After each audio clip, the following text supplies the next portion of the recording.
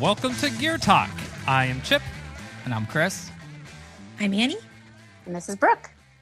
And this week, we're going to talk about GPS/wearables for swimrun. A rather often requested topic from the fans. And, of course, hotly debated. You have people who are Garmin folks or Polar folks or Suunto or Coros. You name your wearable brand. I'm sure there's someone who's willing to die on a sword for it. On a watch? Yeah.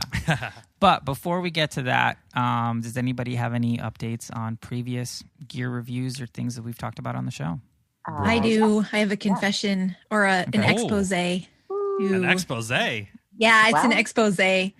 So I was so stoked when I found this Aquasphere Pullbuoy for my budget swimrun setup that we talked about on our last show. Free shipping. If I remember correctly. With baller free shipping, and it costs $6. And for that reason, I was like, I need to do some fact checking on this thing because I can afford to. And so I ordered it. This was the one where, if you haven't listened to the show, I was like, this thing, based on the measurements shared on swimoutlet.com, sounds enormous. It sounds like it's a contender for the Mondo Pullbuoy category, and it's $6. And then I said, unless the measurements are wrong. And the measurements are wrong. It came and I was like, how can a Mondo Pullbuoy fit in that box? And then I opened it and it was just a normal Pullbuoy. So I think, though, all hope is not lost because it is $6 with free shipping. You should just order two and glue them together. Like That's what Brooke said. Yeah. Nice. There you go. $12. Well, and some glue, whatever that costs. Speaking of Mondo Pullbuoys, Chris and I got our hands on the Ark Keel Plus. Or our thighs, to be more precise. Wrapped around the Ark Keel Plus. So, first impressions, I took this for a swim run and a pool swim, and I did some testing, some scientific testing in the spirit of the Swimrun Labs. Yeah. Which actually cost me, 500 to 600 yards total of my swim. As Chris is like, I'm at 4,000. I'm like, oh, well, that's right. I'm taking full rest in between. So I measured four different ways. I did a 100. This is all 100 yards. A 100 with no gear, just myself and my swim Speedo. Two, I'm glad you were wearing a Speedo. I was wearing bottoms. It was a public pool. It was a public pool. It wasn't Sunday. No. It was Sunday. It was Sunday, actually. Okay. I can't speak for Chris, though. In the lane next to you. Okay, so 100 with nothing, kind of as a baseline benchmark. What's my 100 like? And I tried to do it around 85 to 90% effort, so it was I was huffing and puffing by the end. I took a full recovery, so either the time that it took me, so I think I was like, I have the data in an Excel sheet. So I took let's just say 2 minutes recovery in between. And then I did 100 with just the Roka Pro pull buoy. That's kind of your standard size one. Tested the Ark Keel and then 100 with the Ark Keel Plus. Then I took a large rest. Then I did another 100 benchmark swim. And then I snaked back around doing the hundreds again. So I went back down the pyramid from the Ark Keel Plus to the Keel to the Roka to nothing. Oh, nice. You switched the order. Yeah, so I switched the order fatigue. there. Yep. You use paddles? No paddles. So just the buoy only. Now, I will say in my testing, the Keel Plus was faster than the Keel by about 1 to 2 seconds per 100. Wow. That's impressive. And how much faster was that off of your base 100? Oh, it was... Oh, man, I don't even know. I want to say it was like 9 seconds. Yeah, that's what I remember. It was pretty noticeable. And the no buoy compared to the Roka, there was not that much of a difference with just your standard small, standard kind of pull buoy. So that was another interesting tidbit as well.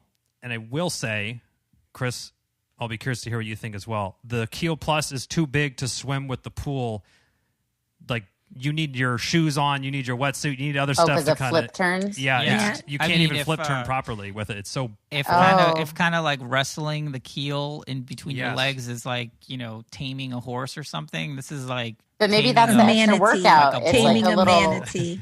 yeah, It's like a bull core or something. workout on every flip turn, or an adductor workout.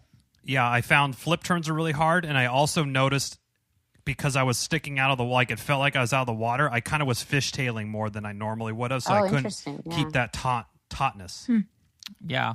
So I did a very non-scientific test. I did the gut test, or in auto racing it's called the butt dyno. You reached out with your feelings? I reached out with my feelings, and instead of doing hundreds, I did essentially 2,000 with 500 with the regular keel with paddles, and then 500 with the keel plus, and then did that again with the regular keel and the keel plus. And the keel plus was definitely faster.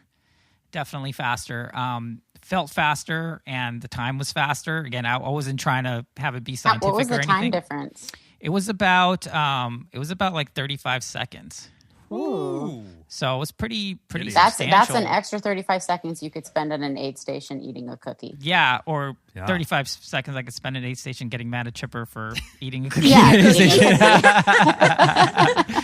There you go, Chip. This is actually for you. But yeah, I mean, I do think that. So Chipper did the lasso mount for me, and I hadn't been using that. I've been using sort of the simple, like one rope thing. Waist. I don't know what that one's called, but it's basically you put a hole in it and then you just like the one that Ark does for you. No, so the one that Ark does is the lasso method, which we have a YouTube video about as well. Yeah, my method is just you take one piece of string and then you just make a knot on one end, and that's kind of like your waist belt, and then you just kind of like. Oh, I see. It's like a flying V. And then you just stuff it in? You just stuff it in. But what I like about that, especially with the keel, is that it helps it kind of stay in place. So you're not really using your abductors to kind of like keep it in or whatever. And I found with the lasso method was a little bit harder to kind of like manage the keel plus. I mean, I ended up just keep putting knots in it to try to shorten the lasso piece. I think it just takes a little bit of practice, but because the method you have basically pulls whatever buoy you have more into your crotch. Right. Yeah. This one, I kind of had to like hold it in there a little bit more, which is that's kind of an interesting experiment. Like, what attachment method saves like muscle fatigue? And we were also talking about this too. Is the buoy might be faster in the pool, but if you take an extra 5 seconds every transition to get it back up between your legs underwater. Yeah. So is it net actually saving you time? It might be time faster in the water, yes, but if a smaller one's easy for you to wrangle in and out, you got to consider those things as well. Yeah, and it's almost like costs. I think you'd have to figure out if fatigue is like a constant in using the different pool buoys or whatever. How did it measure? Yeah. Did you guys have any sense of like how it felt on your body position? Because I know that extra flotation it's very long. Can cause some like arching in the lumbar spine, lower back for people. I think it's hard. Well, use it with like a full kit on. Yeah, so I didn't notice that in particular. I will say with the full swimrun kit with the shoes and the wetsuit, not super noticeable. I did feel like I had that kind of like curve going just in the pool with just the buoy. Mm-hmm. And I will say I was swim running with one of our friends, Sandrine, who is more petite. She's probably like around your size, Annie, and I let her try the keel plus, and she said it was too big, like she couldn't really manage it, but she took off on me. And when we were swimming, I usually am probably 25 yards behind her normally, like trying to keep up. With the keel plus, I was within 2 strokes of her feet, but when we switched, she pulled away from me by probably 100 yards. Interesting. So another unscientific test. You think it's just that extra confidence boost of a plus between her thighs? I don't know. I'll have to ask her. We'll have to ask her that question. Yeah, let's have Sandrine on the show and ask her that very question. Well, I'm just going to say, this isn't the Keel Plus full review. Yeah, we'll kind of like save that for later. Okay. But Brooke, I think you had another update. Yeah, I have a quick update. So I was talking about how I got the KORP. I was fit, snugly. Wait, review what exactly is the KORP? Oh, the Ark KORP wetsuit. I ordered it. And my size and height, or weight and height, put me clearly in the medium category, but I was surrounded by an S box. And apparently I should have sized down. I reached out to Ark asking if I could return it, and they kindly said, no, that our website suggests you size down if you're in between sizes. So I would just recommend to anybody out there who is buying an Ark, if they are in a specific size, but they're next to another size just to the left of them, then size down. So I'm going to add another little wrinkle to that as someone who has the VIGG. I'm usually like just your standard medium person. And I think I could have sized up to a large. Oh my gosh. So I think it might be suit specific, which just makes it a little bit more annoying. That's a curveball. Yeah. But yeah, just wanted to put that out there. And it sounds like they don't accept returns. Yeah, for so size once you've reasons. used the wetsuit, no returns. Which I was a little disappointed at, because I felt like I followed the instructions and everything. Right. But it's a training drag suit now, and I guess I have an excuse to buy another expensive wetsuit. Yeah, I feel like, well, maybe I'm trying to look on their site real quick if they don't have any specific thing about here's the size guide. Yeah, they don't do say say at the bottom of the size returns. guide, if you're between sizes, size down. But between sizes, I guess, is kind of the iffy language. What does that mean? Like if you're squarely in a medium, but right, one like size over it's is like a a small, state of is that mind. considered between sizes and not medium? Yeah. I guess to them it is. Yeah. So you should size down. Okay. Well, thanks for updating us on that one. Yeah. Yeah, good to know. I think people, Just more another- information the better. yeah. Knowledge is power. And everybody's body type is different too. So maybe for some people that is not true. Right. It just depends where you carry your mass. Have you used it again since that one swim where you were getting water down your... I used it on just an open water swim in the ocean. Same situation with the water leakage? Yeah, Oh, and okay. it's like down my whole back and in my arms, unfortunately. Ooh. But with the short sleeves, not with the long sleeves. But it was good temperature wise in like 57 degree water for like a 2,500 meter swim. Cool. I have not used it. I was going to go on a swim run today, but it's like apocalyptically smoky outside. Save your lungs. Been having a gnarly it's not happening. smoke for everyone here on the West Coast. Okay. Yeah. Well, without further ado, let's dive into the GPS thing here. So there's a couple statements we're going to make before all this. One is obviously a GPS watch or a timing device isn't a mandatory part of you having fun in swim run. We're just going to say that. Yes. You can totally race. You can totally train without a watch. Shocking, but true. There's the statement. Two, there's a lot of considerations into a timing device that we're going to talk about here.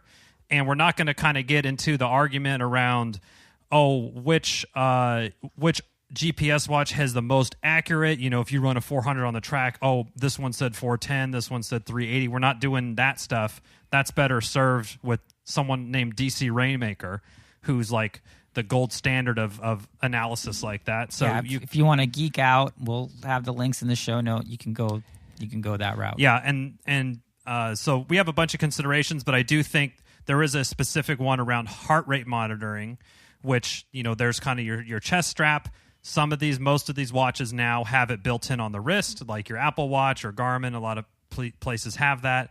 So we wanted to give the floor to Annie to give a little bit of her thoughts, which are very pro-level thoughts about different heart rate monitor Super pro systems, I guess. Or how would you phrase that, Annie? Different heart rate monitoring methods, maybe. Oh yeah. So I've been down this rabbit hole a few times before, and I'll spare you the full contents of the rabbit hole. But I think it's safe to say that optical heart rate monitoring, which is the technology that they put in the wrist sensor for a lot of these GPS watches or sport timing devices, it has come a long way. It used to be wildly inaccurate, and it's improved in its accuracy, but it's still just not going to ever be as accurate as using a chest strap to monitor heart rate. And so if you're a person who really depends on heart rate to guide your effort levels during training, or engages in a very sort of tight interval training or zone-based training, considering that is probably worth it. And otherwise, I think it's not that important to get granular with your heart rate monitoring. Like a lot of swim run is, other than maybe specific workout sessions, a lot of swim run is pretty steady state. And if you want to have an idea of what your heart rate's doing, or use that optical heart rate monitor for 24/7 heart rate monitoring to just get a sense of what are my fatigue levels, how am I recovering, I think it serves that purpose really well. So basically, unless you are a devoted heart rate zone trainer, it's probably sufficient to have a wrist heart rate monitor. That said, it's never going to be quite as quickly responding or accurate as a chest strap.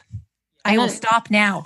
Well, and I want to add to Annie's point. Like, Annie, you told me like early on, and I've taken this to heart,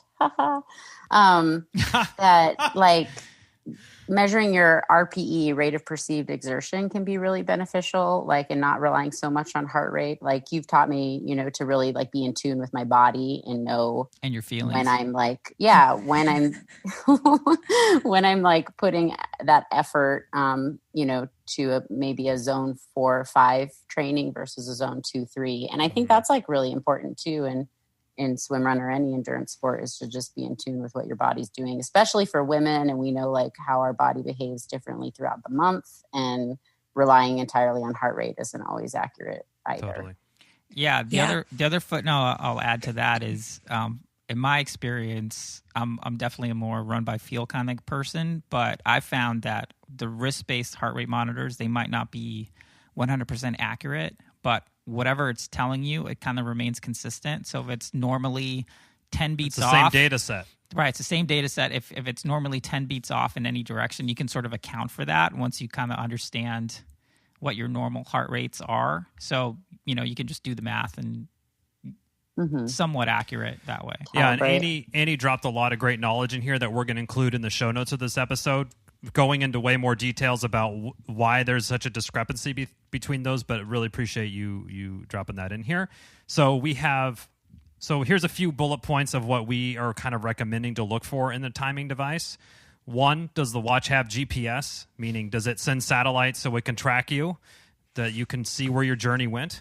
Heart rate monitor, maybe it has it built in, or can it accept a signal, usually via ANT Plus or Bluetooth, to a chest strap or any other, you know, they have arm heart rate monitors, different things like that.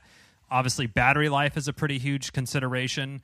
You know, are you just racing shorter 10K swim runs where you need an hour, or are you racing the Ultra World Championship where you might need 15 hours of battery life? And that is not just battery life like walking around at the mall.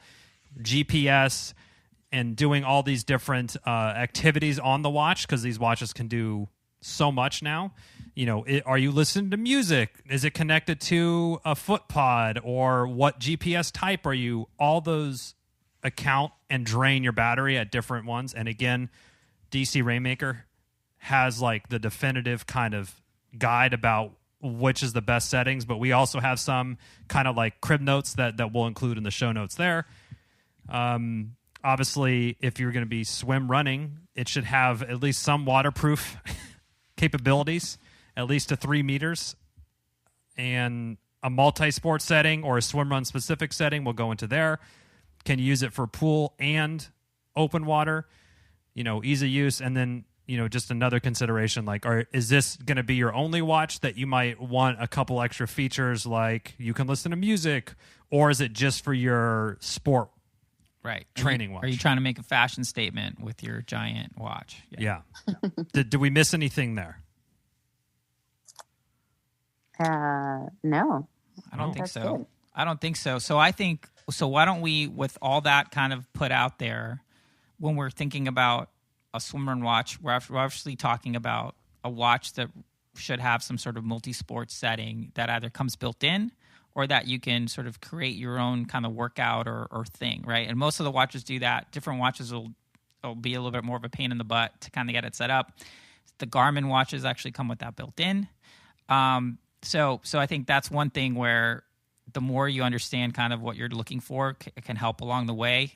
We've all used a bunch of different watches, so I thought it might be helpful to just talk about the watches we've used and why, and kind of take it from there, sort of roundtable style. Yeah, let's do it. Let's do it. All right. Who Chris, wants to go you first? Chris, go first. Geez, so much pressure. I don't know what to do. So I've used a whole bunch of different Garmin watches and Suunto watches, and I'm currently using the Fenix 5, which is no different than the Fenix 5S, except for Fenix. The glass type? Yeah, there's Crystal different glass instead of type. glass or There's something? the newer one has like music capabilities or whatever. Right. I think the S is just smaller. And then now there's a Fenix 6, which I haven't tried, but essentially it's the same tech. And the reason I got the Fenix was because it had a multi-sport setting, and it's a multi-sport watch, but it was also like it seemed to me a little bit tougher. It seemed like a better fit for swim run and sort of trail running where, every couple of months I'm good for a major fall. So I just wanted something that was going to stand up to the abuse, and some of the other Garmin, sort of the Forerunner, more triathlon, multi-sport specific ones are focusing on just being light and small, and I didn't really care about that stuff. So that's why I used the Fenix 5, and I really like it. I mean, I've used it for a couple years. I've had Suuntos in the past, and I've always would come back to Garmin because it was either a reliability thing or the time zone would change, and then the whole thing got fucked up, and like it was reading workouts at a different time. And sort of the Garmin interface is just pretty seamless with whichever way you're recording, whether it's MapMyFitness or Strava or just Garmin Connect. That works pretty well. So yeah. And how are you using the watch for when you do a swim run? How are you using the watch, and what kind of metrics are you looking at? Yeah, so I've done a couple different things in our races, Chipper, where when we did Casco, I just had it on run so that I could get sort of a total time thing. So you just had it on a run mode, like you were just going to go mode. for a trail run. Exactly, which I've seen this happen with Garmin, but not Coros, which is a newer brand of sort of GPS running multi-sport watches, where if you just have it on run and you do a swim run, regardless of the distance, it'll show that your elevation is just ridiculous. So I think, you know why that is? Again, totally optional, and you want to record data, nothing but positive for the Fenix. Cool. And that will run you. The Fenix series starts usually around $599. They do run kind of your Black Friday or your Cyber Monday type sales, and they do have refurbished ones. Chris, what's the battery life on that? It's really good. It's I don't know what it is, what it says on the box or anything, but I've done 100Ks with them. 15 plus hours. 15 plus hours. I think it's been, it's good. And that's using it because we did that same race. Yeah. We did 100K with, and I don't think I didn't change any of the we didn't really settings. change I just kept it anything. Yeah. normal. We just kind of kept it going. I have a question about battery life. Do you guys think, does it take up more battery when you're transitioning a lot? When you're switching from sport to sport? I would say yes, because when you're doing in an activity, the screen brightness will like go down a little bit. Yeah. And you're sort of you're like waking the device every time you press a button. Yeah. So all that kind of like those micro things add up, I would say. Again, so that's something to think about with. That's just my opinion. With Swimrun, because I know with my watch it has one battery life that might be, how DC Rainmaker just puts it out on a table and he lets it sit there until the battery goes down, and then that's the battery life. Well, when you're doing Swimrun, you're always changing. Obviously, you're always transitioning, point. So you might need to calibrate for that. Well, Brooke, what watch are you using? Yes, I just wanted to segue into myself.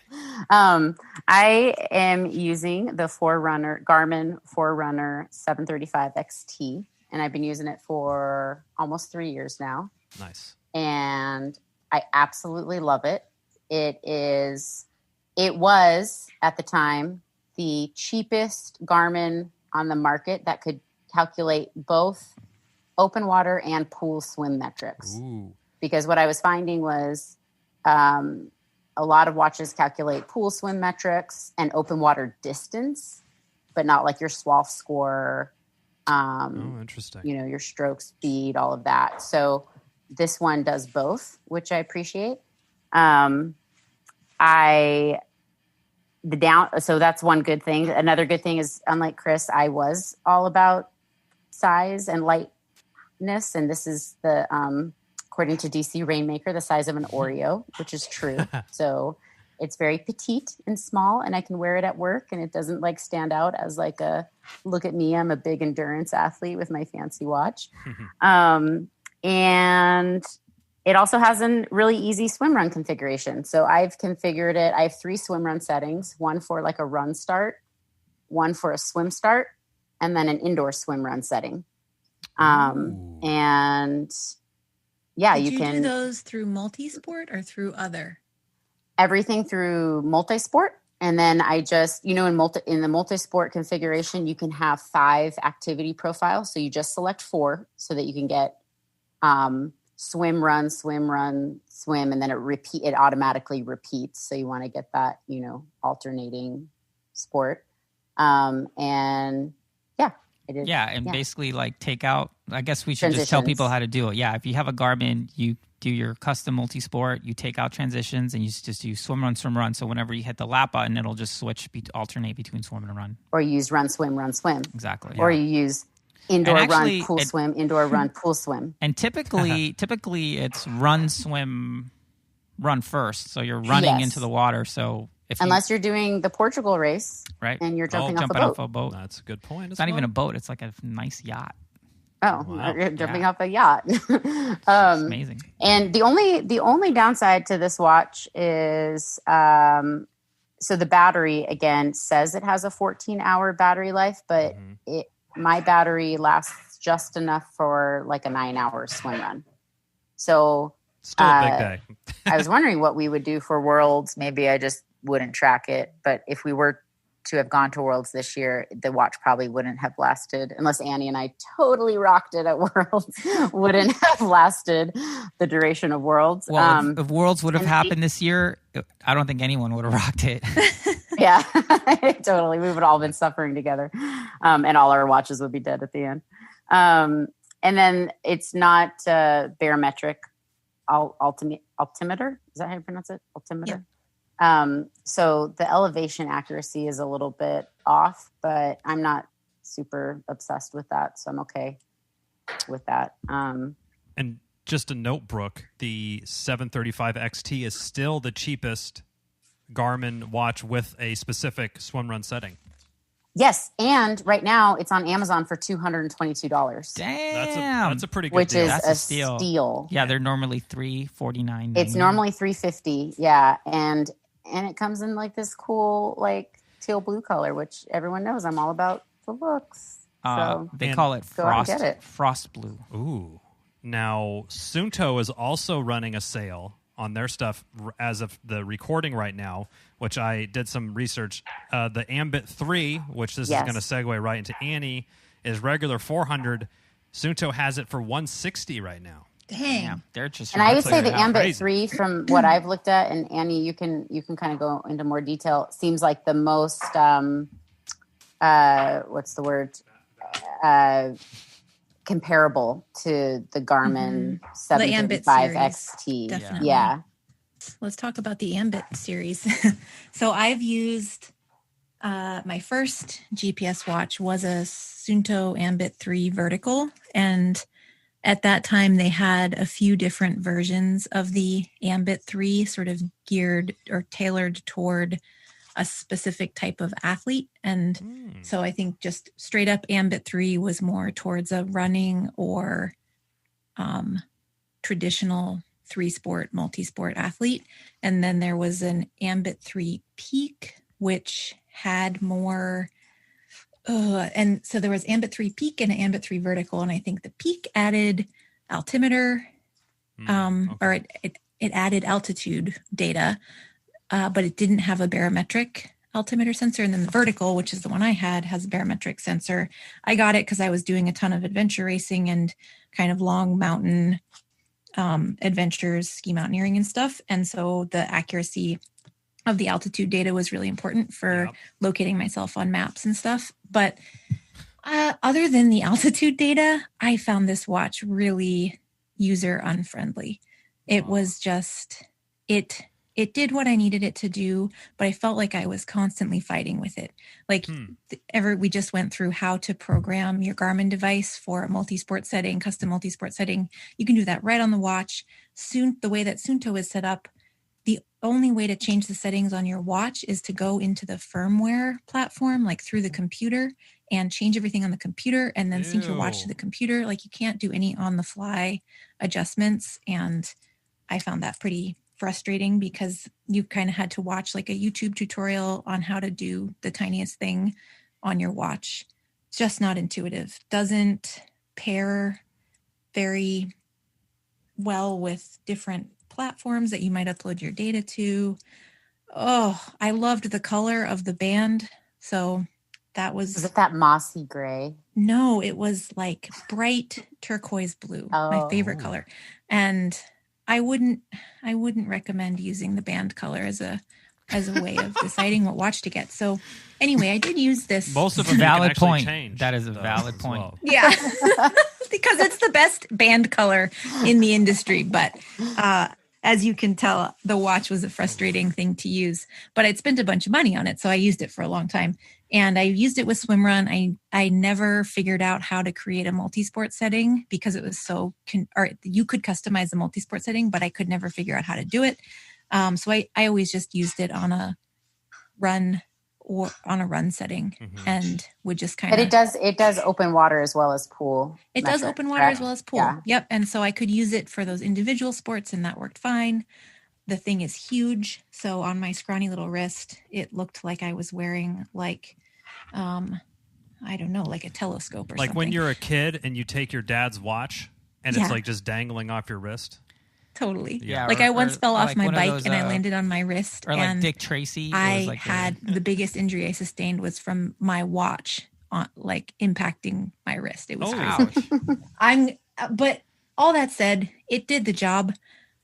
However, then I finally got fed up with it and I just took a look over to my swimrun partner's wrist and said, I would like what's on her wrist, please. Oh. And Garmin 735 XT, I got it out of the box. It immediately synced to all my stuff. Like the Garmin platform is just really robust and compatible across a lot of other different fitness software. Like it's intuitive. It's awesome. I use my watch a little bit differently for collecting swimrun data. And this is just my bias of when I'm swimrunning, I kind of go by feel. I look around me. I don't want to be pressing buttons.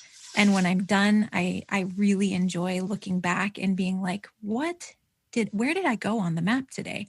And so one drawback of the multi-sport setting is that in the raw GPS file from the Garmin watch, you can see the fully mapped route that you took for your swim run. But if you use Strava and you upload it, you get these little like swim segment, run segment, swim segment, and if you get like 10 different activities, so you can't get that bird's eye view of what you've accomplished. Right. And that has pros and cons. Like I always just have Brooke tell me what our splits are and what our individual segment data is. And then I have configured my watch using a custom setting, but it's not in the multi-sport setting. It's just other. And I called it Swimrun. And I just kind of have set up the data screens to tell me the things that I want to know while I'm doing a swim run, which is typically just total time elapsed, running pace, and time of day.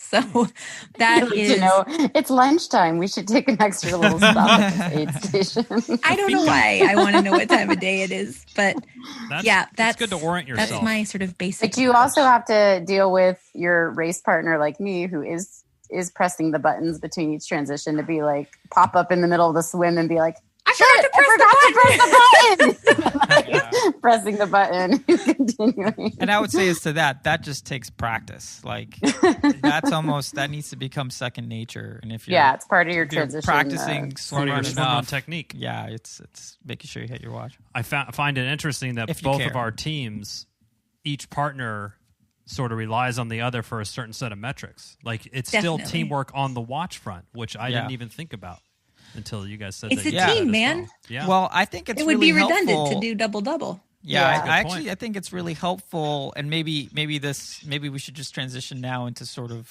like just roundtable discussion. I haven't given my 2 cents yet. Yeah, we got it. What about Chip? Okay, then I'm gonna table what I was gonna say. Sorry, nice buddy. try. Sorry, buddy. Him out. Sorry, buddy. Well, Chris. Hey, Annie, could you cue those crickets again? Cue crickets. I've been a Garmin person my whole life, a whole career, if you want to call it that, of multi-sport. So I started with the 910 XT, and then I think the 925 or 920, the 920, and then I moved to the Phoenix series. So Chris and I have the same watch, I think. Mm-hmm. So all these, the Phoenix series has like 8 different variations. So if you go on their site, and same with Coros and Polar, all these companies have they have the S, they have the V, the Sapphire, like all these different ones. So it gets really, really confusing, and it's kind of hard to really split what the features are for each variation. But I have been using the Phoenix 5 for probably 3 years now. The battery life is great. Again, ran 100K with it, have done 15 plus hour events using GPS, and it's, I finished, I had 20 or 30% battery left. Like it wasn't ever a stressor for me to have to worry about that. And I would add a footnote to that, and it's still good. It's not like there's been degradation in the battery. True. Like it's not like an iPhone. Yeah, when I go in to do a swim run on the weekend, I'm like, oh, I look, and if I have 40% battery, I'm not even worried about it. I know I can go for 6-7 hours and I'll be good still. So I do use the Garmin specific swim run setting, and that was actually the reason why I got the Phoenix. And yeah, like Annie said, whenever you do press lap, it sort of ends that activity you were doing and wraps it up in a bow and sends it off to Strava or wherever you're going. So after a swim run practice or an event, you'll have 15, 20, 30 different activities depending on how much, transitioning and everything there is. But yeah, I mean, kind of like what everyone else says, battery life's great. It tracks more things than I can even imagine wanting to track. I actually do like the Garmin Connect platform. I have been using that a little bit more. Lots of data. So much data. Yeah, way too much. It's great for just getting some good lenses into other lifestyle factors that are important for athletes. And I don't use this watch as my everyday one, but I have sometimes, and it does, your steps and all that stuff. So that's my few cents on it. But and you can also replace the strap color. So I have a bunch of different straps. Chris and I bought a 15-pack on Amazon, all the knockoff different colors, and we just swap them out and stuff because we have the same watch. Brooke, we should do that. That's a great idea. Oh my God, that's so It's a good cute. way to bedazzle. If you need some bedazzle in your life or some flair. If you want your watch to match your socks, your tether color, your Sea Vengers. Sea Vengers. Oh God. Oh my. Not that again. Had to be brought up. Okay, everyone. Everyone one take a other shot. thing I forgot to mention is that at times when I would be really fed up with my Suunto, I would just put my phone. My phone is in a LifeProof case, and then I would put that in a waterproof little Ziploc sack, and then I'd stick that in the back pocket of my swimrun wetsuit, and I could do a swim run just using the Strava record function, and I didn't need a watch. I mean, it's like if you have a phone, you can get a lot of this data. It depends on what data you want, but you can get a lot of it just by putting your phone, stuffing it in your bra or in a pocket in your wetsuit. And if sometimes Low Tide Boyz and Swimrun Labs are not responsible for phones. Sometimes your swimrun partner will get a call and just hear you huffing and puffing. That's right. And talking to other people on your swimrun adventures. I butt dialed Brooke from a swim run from my pocket, and I didn't know. And she was That's some it was passive aggressive I was like shit so right big time FOMO, like over in Spokane. I don't know any other swim runners like doing lonely soul swim And runs. I just hear this voice coming from inside my wetsuit being like, hello. You're like, not helpful. Yeah, and I hear her just like chatting away with all her friends and going through a swim run. It was like I was living vicariously. It was great. I was on the adventure with you, Annie. All right. So Lovely. transitioning to what Chris was going to transition to. Yeah, I already You forgot. already forgot it. Okay. I think we should address now to get started, you can totally use what you have, barring that it's waterproof or water resistant. You know, I know Apple Watch is obviously wildly popular. The newer Series 5 and whatever are water resistant. The Apple Watch is not a great. I've used it for running, and it's fine for, hey, I'm going to do a 10K jog around the block, and I don't want to like change watches and get GPS and all this stuff. But for swim run, it's not what the watch is made for. And I'll second that. Yeah, I don't think. And same with Fitbit as well. I checked out some of their watches there. So I do have a rundown of kind of all the different watches from the big manufacturers that do support multi-sport specific. Do we want to? I can shoot those off real quick if we think it'll be helpful. Okay, so for Garmin, the Forerunner series 935XT and up do. And that includes their Tactics series and the Phoenix, and then their Descent series, which is a $1,000+ watch. For the Suunto, the Ambit series, they have a Spartan series, and then the Suunto 5, 7, and then the 9, which I think the 9's coming out like next week or something. Brand new one. Then there's definitely a new up-and-coming brand called Koros, which is more on the trail running ultra-marathon side. Their watch offerings do look pretty slick. I will say I am curious to test some of those out. The Vertex, Apex Pro, and Apex all have multi-sport. And then the Polar, the Vantage, and the Grit have multi-sport settings. So those are kind of the main And four. we're sure there are other ones, so don't add us. Like, hey, you forgot to mention, Casio. It's like, oh, sorry, dude. Yeah, or G-Shock or something. I was only looking at stuff that had GPS and that had a multi-sport setting that you could do like what Brooke does with setting a swim, run thing up on. Yeah. So, any other discussions? All of these watches, you can send your data to Strava, to Training Peaks, to Map My Run, Garmin. If you have a Garmin, it can go to Garmin Connect. Suunto has their own little app to analyze. Called Moves. Moves Count is the name of their app. It's a terrible name, but Anyway, it is what it is. Do Annie and Brooke have any thoughts about where you're sending your data? I send it to, when I've been using Training Peaks, I send it to Training Peaks, and then I do send it to Strava. I think just because I feel like Strava's like how I first started collecting data about my workouts a long time ago. And I'm attached. I'm attached to the people on Strava, and it's more of a social thing, but and you're it's in the also Boyz really functional club. So we can all give you kudos and see what exactly cool and adventures how you're else going can you exactly let your Low Tide Boys club people see what you're doing and see what they're doing. It's all about the community.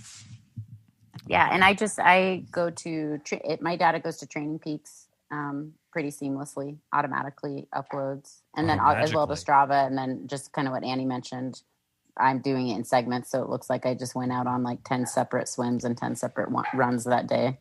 But I'm kind of okay with that. I'm just trying to bombard people with my activity. So sure. And I would say so there's a bunch of different sort of tracking software like Final Search. There's just a bunch of different companies. Final Search. And I think if you're not using one of those companies, you should make sure that whatever company you do use has sort of an automatic upload thing, because nothing is going to be more of a pain in the butt if you got to then get the GPX file and upload it separately to your app.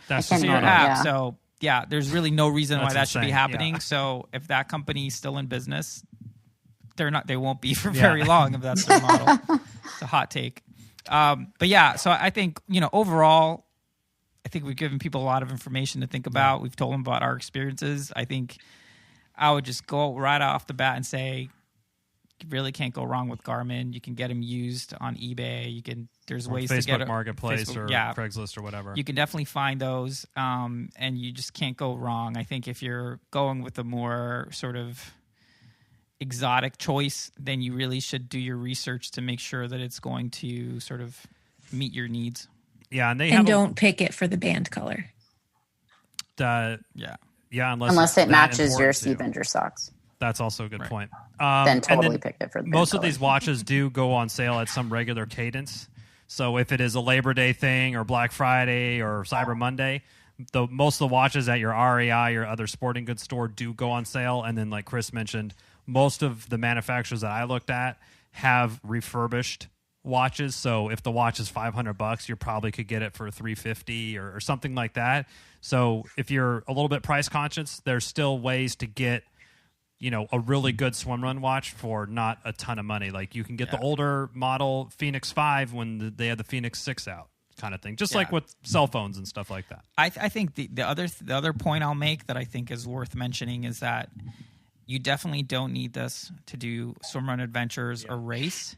But I will say, in a longer race, it can be very helpful to kind of know where you're at, so you can make decisions about nutrition, hydration, things like that, understand how your day is going, make important tactical decisions if that's what needs to be made. And sometimes just knowing what time of day it is will be enough. Yeah. But I think knowing... You can set alarms like every 35 minutes, and it will buzz on your watch. And you're like, oh, I need to eat something or take a sip. Or and I think it's good for like looking back too. Like I know, like I'll look back at data from when Annie and I first started swim running in 2016 to now, and just see how we've improved as a team during certain segments over the same course. It's fun for analyzing your performance and seeing how far you've come. Yeah, if you want to really go ballistic on analyzing the data, these watches are going to capture more than you can ever imagine that you needed to capture. So like stride length, crazy. Like left leg or right leg. Like there's all this stuff that is just like, oh, I guess that's helpful for somebody. But anyway, well, time's up on this episode. Wow. Like what you did. You were waiting for that moment like the to rim come. shot, like. Yeah, that'll be in there for sure. He'll be performing in Yonkers next week. Schenectady. As always, you can check this out on lowtideboys.com, and then there's also swimrunlabs.com. And Annie and Brooke, thank you, as always. Thank you guys. Until next time. Ooh, yeah. Take us home. Wow. Okay, guys. And we're done. Thank you so much for listening to this episode of Gear Talk with the Swimrun Labs. You can learn more about all things swimrun at swimrunlabs.com. If you have any questions or requests for us to review on the show, send us an email at lowtideboys@gmail.com. Make sure you subscribe wherever you're listening to this and your other podcast, and leave a review if you're so inclined. We'd like to thank Writing Easy Records for our show music, and of course Annie and Brooke for sharing their wealth of knowledge with us. We'd like to give a huge shout out to our wives for letting us do this sort of stuff. And until next time, be sure to go out there and go for a swim. And then a run. And then another swim. And then a run. Might as well throw another swim on there. And a run. And then just keep going. Okay. Don't stop. Won't stop. Can't stop.